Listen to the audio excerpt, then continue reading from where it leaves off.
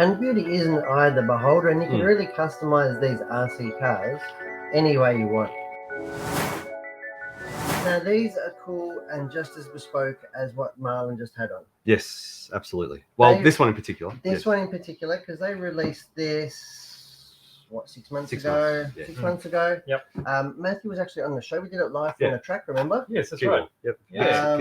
So fun, that. we handed that kit over. Who was the only person, only one of our customers that was lucky enough to get one of these. Yep. And how cool are they?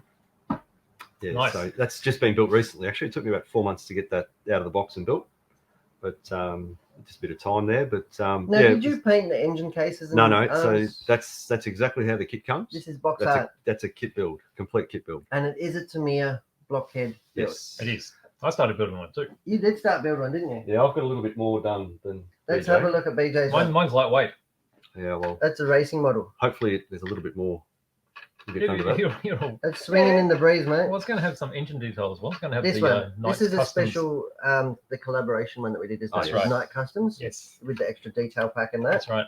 So, but so far, an awesome something is awesome still. Yep. Yeah. No? Yeah. So, and then Matt's been such a fan of Blockhead. Yep. And he's taken it over to a re that wouldn't otherwise be a Blockhead edition.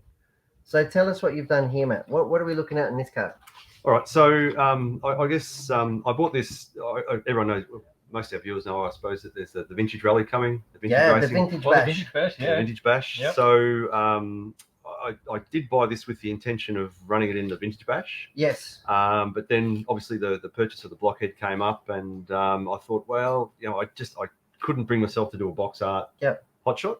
So I thought, with this is a real. It's a different side to RC, I suppose, where it's. I don't even know what the right term is, like a Japanese pop art. Pop culture, pop culture, retro art. It's really quite interesting, and it's a different side to RC than say your racing or your retro re kits and so on. It's just another opportunity to do some modelling, I guess, as a hobbyist rather than or an enthusiast rather than to just build it as box art and go out and race it. Yeah. So look, this was a big undertaking because actually every bit of plastic's been painted, sanded, primed, and painted. So everything but the chassis. And that was to give it that a very similar appeal, and I guess a mate to the Wild One that I bought. Yeah. Well, it's got a nice family resemblance there. Yep. So you've got the same color scheme. How about we look from the top camera? Have some closer look at. So that is a Tamiya Hotshot. Hotshot, that's right. Yep. And the box art for that is red. And we know that because I actually built one for a very special customer of ours. And we had that on last week's show. Is that right? Was that last week's show that I showed the box art hotshot? Yeah. So this is Matt's take on it. And obviously the predominant things is the engine cases, the suspension componentry has all been painted in a combination of what called it brushed aluminium and a bit of chrome. Yeah, so the roll cage is done in chrome. All the wheel hubs done in the yellow, splashes of yellow here and there. Yep. As a nod to the Blockhead artwork. Yep. Even all the suspension moving components done in the blue. The suspension hub carries in here, also in blue. Yep. And the shocks all painted in the same chrome as the roll cage there. It just gives it a totally different feel. It's a totally different looking car now. While it's still essentially a hotshot, but it's unfortunately now for the vintage rally, it won't be run. It's a bit too special. There's a bit too much time in it. It'll be a different vehicle for the vintage rally. Now I noticed that there's no driver's head in there. No. Surely you're going to paint a big pink one. No pink helmet in this one. No they're pink your cars helmet. only. That's something for you only. That's the Hearns Racing pink helmet crew. No. I decided again, no headlights on this one, no driver figure. I guess that's again part of the opportunity with RC. You can personalise it the way you see it. Build it how you see it. Not everyone will get it because it's not for everyone. No. But it's just one of those things that after building the Blockhead or seeing the Blockhead and buying it, I thought, what an opportunity to build up a hotshot the same way. And the sickness may not stop here. No, it won't. No. There's another project apparently. Brewing. Yes, another project brewing. But if you take a look, on Instagram and you look up Blockhead, you'll see there's all sorts of ways. And I mean, is it Jun Watanabe? Jun Yeah, Watanabe. Watanabe. Yep. So if you take a look at his creations, I guess as an artist and I guess as a retailer in Japan, Mhm. you'll see he's involved with clothing. He's involved with skateboarding, so he Yep. does his own skate decks Yep. as well. And his love of Tamiya cars goes back a long way. He released the Hornet years Yep. ago, Yep. which was the Polka polka dot dot and pink wheeled Hornet. We never got Yep. that in Australia. Yep. But that was quite, I wouldn't call it controversial, but it was certainly a surprise for the RC world to see a Hornet. It was very different to Yeah, anything yeah. else that was out Pink there. wheels, pink Yeah. tires, pink tires. So it's got a real, I don't know, I'll describe it as like a 1960s California, Hawaiian sort of surf Yeah. culture that he Yeah. goes into. Yeah, but I think he's distinctly given it that Japanese appeal as well. Yes. You know, they do take some things that are really cool and have a way of making it a little better. Yes. To suit I guess their culture. Yeah. And beauty isn't eye of the beholder, and you can Mm. really customize these RC cars any way you want. And you've demonstrated, obviously you've gone with the theme. Yep. But you could have done this any way Oh, you want. I mean, know? if Could you have done wanted- like a military camo theme, Yeah. or Even if you wanted it to resemble more closely to box art, I could have painted the blue red, for instance, and still Yeah. had Yeah. that same appeal for that the blockhead style. So yeah, we've sort of dubbed it the Blockshot. the Blockshot. Yeah, The Blockshot. I've had a number of people suggest that they want to patent the name, the Blockshot. The Blockshot. That's right. But yeah, certainly my first attempt at doing anything this big as a single build. And yeah, like I said, it won't get run. It's just it's something to keep. It's a Yeah, keepsake for That's sure. a bit different from your current sort of paint Yeah. works that you're doing Yeah, on yeah. your race cars. So Matt Jenkins here, he's our 1/10th on-road crew chief. So he works closely with us with Tamiya in our on-road program. And he does a lot of airbrushing and stuff like that. So actually wait for a video that's going to come out in the coming weeks. Matt's going to do a bit of a tutorial on us on some airbrushing, some techniques, and some do's and don'ts. So, but today, yeah, it's all blockhead. And it's just a thing of beauty that these were so limited. These were so hard to get. Matt obviously got himself one, and he did it just absolute beautifully, the box art, and loved it so much Drew and carried it through into Hotshot. Were there any special tricks to getting the paint? Yeah, look, there's a lot of cleaning involved. So obviously when you shoot plastics in injection molding, sometimes they use a mold release to get parts to shoot to punch out of the tools. So yeah, there was a lot of detergent washing. Yep. And then a little bit of sanding and some primer. So there were primers added I primed all the plastics prior to painting. Yep. And then put anything that was done in the brushed silver, I put a base coat of white on. Yep.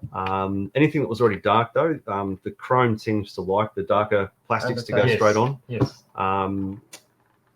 But anything that was red or black, I guess, got primed into white. Primed and undercoated. Yeah. So there's not even Good servos together. or electrics in these. These aren't going. There's no temptation to run them.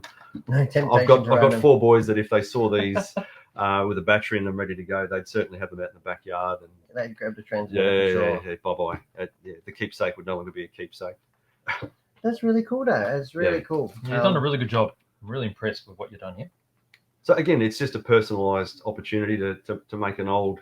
I mean, and I guess where the Hotshot came from for me was it was the first RC car I ever saw. Yep. In Shepparton getting raced, and then that had some appeal. Yep. I've always wanted a Hotshot, but then to do something special like this to it We'll go to front and was just a bit cooler. Oh, there we go. Hello. there we go. So these are Matt's blockheads, I suppose. The blockhead and the Blockshot. The Blockshot, Yeah, or that the, is or really the hot cool. head, which The hot head.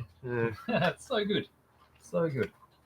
It Oh, is- yeah, when you first told me about that project, I thought, oh, wow, that's going to be a big job. It has been a big job. it has been a big job. And yeah. some of the products that you used. Oh yeah, I've got some of those. I mean, a lot of people have. You do see them posting them where they've painted the body only, so they've done a blockhead body. Yep. But I just thought, we'll take it a little bit further because Yeah. the plastics in the Blockhead Wild One. Yep. Are done in the brushed silver. Yep. So, and my first RC car was a Wild One. Hence the appeal there too. Yep. Matt's actually got an original one as well, Yes. haven't you? The black and red one. Yep. So the black and red one that don't let BJ drive it. He No. breaks them. No, I've seen He what drove- he can do to RC He cars. drove Willie's one the other week, and snapped it in half basically. Oh, it's a tool. Nothing super glue. No, that's right. Everything can be everything fixed. fits. So these are just Mr. Hobbies. Yep. Yes, acrylics. so they're Yeah. lacquers. Oh, these are lacquers. These are lacquers. Yep. Lucky Yep. you know what you're on about. Yeah. Hey? So these are the GXs. So GX series are the, I can say more of the premium range of the Mr. Hobby lacquers. So they're the taller bottles. So we've got the yellow, which you've used for, obviously all the Detail yellow parts. bits. Yep. The highlight contrasting parts.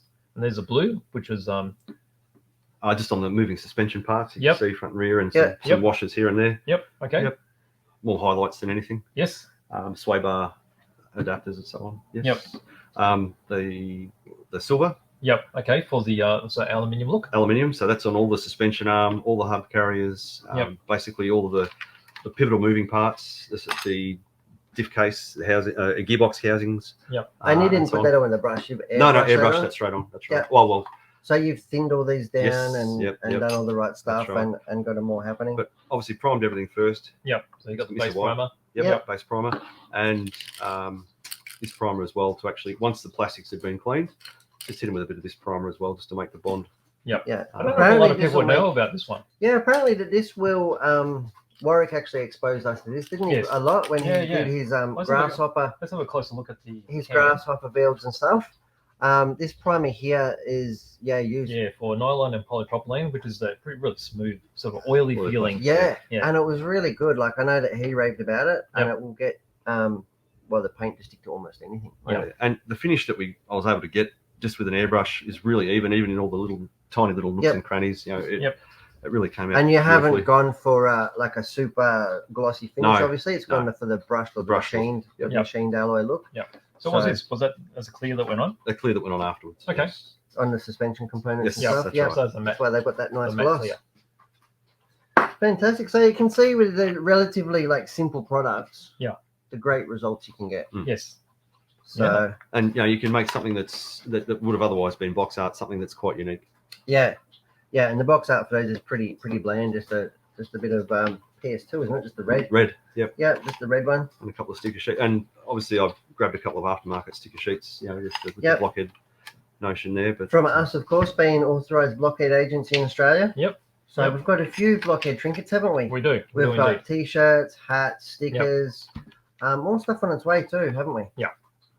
So, and it's just really niche sort of pop culture sort of stuff. Yeah, you know what I mean? Like I said, it's not everyone's thing, but it's certainly a different aspect to RC that I found a lot of fun. And it's cool nonetheless. And it's somewhat doing something like this. And what I've found too, actually going back, I've done a few more basic sort of kits lately. It's sort of palette cleansing. Like when you're doing competition stuff all the time, it can be quite demanding or quite draining. Yeah, look, I mean, doing something like this is a bit more creative. And, you know what I mean? There's no setup station required to put this together. There's no specialty tools required to put it together. No, Phillips head. Yeah, pretty much for everything. This sort of harks back to when you're a kid, right? That's right. So when you got your car, it's like, I want to customize it. But this is taking it a bit further. Yep. Yeah. So I guess that's the very notion of this vintage rally too. Is it's meant to, I guess, you get to revisit some of those memories. Absolutely. Yeah, for sure. That's a lot of all people will be talking. Well, not all, but a lot of people will be talking about was back in my day, or when I was a kid, or do you remember these? Or look at that, I had one of those, and I think that's why the vintage bash is been so popular.